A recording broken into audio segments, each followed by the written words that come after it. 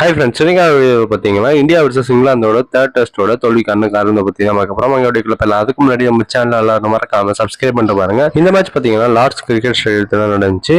இதில் toss win பண்ண இங்கிலாந்து பார்த்தீங்கன்னா ஃபர்ஸ்ட் பேட்டிங் தான் சூஸ் பண்ணாங்க. இங்கிலாந்து டீம்ல அதிகபட்ச ரன்ல ஜோ ரூட் பார்த்தீங்கன்னா தன்னோட செஞ்சுரியை கம்ப்ளீட் பண்ணியிருந்தாரு. 104 ரன்னுக்கு அவுட் ஆயிட்டாரு.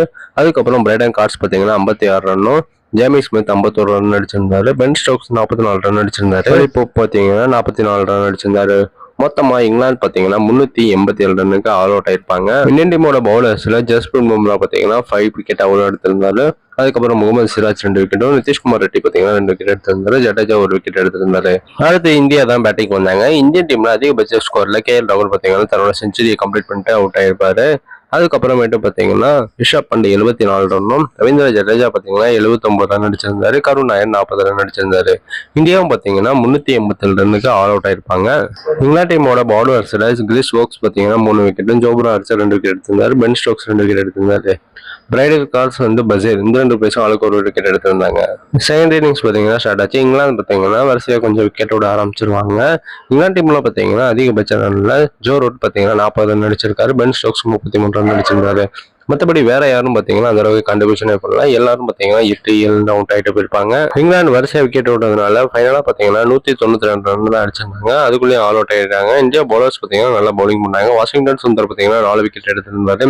ஜஸ்பிரீத் பும்ரா அண்ட் முகமது சிராஜ் இந்த 2 பிளேயர்ஸும் ஆளுக்கு 2 விக்கெட் எடுத்திருந்தாங்க. நிதிஷ்குமார் ரெட்டி அண்ட் ஆகாஷ் தீப் இந்த 2 பிளேயர்ஸும் ஆளுக்கு 1 விக்கெட் எடுத்திருந்தாங்க. இதை தொடர்ந்து பாத்தீங்கன்னா இந்தியா தங்களோட செகண்ட் இன்னிங்ஸை பாத்தீங்கன்னா சேஸ் பண்ணாங்க.